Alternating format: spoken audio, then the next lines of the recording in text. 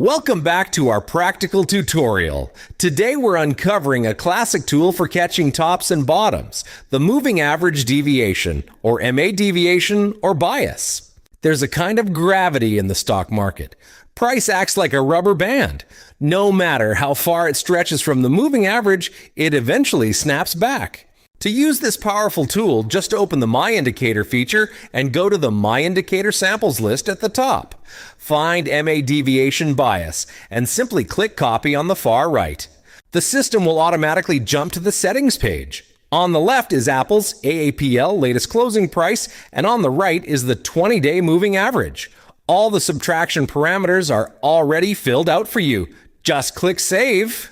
Now that we have the indicator, how do we use it in practice? We ran a nearly 20-year backtest on AAPL.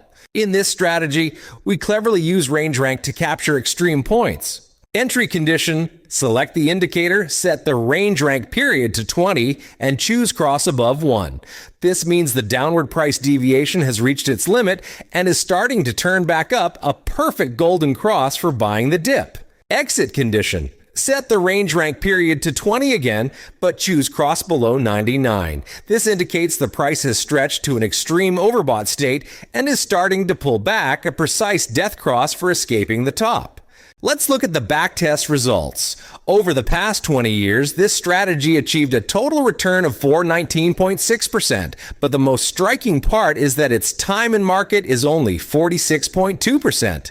This means we endured less than half the time of market risk, yet still gained a 4x return. Plus, across 119 trades, the win rate is nearly 69%.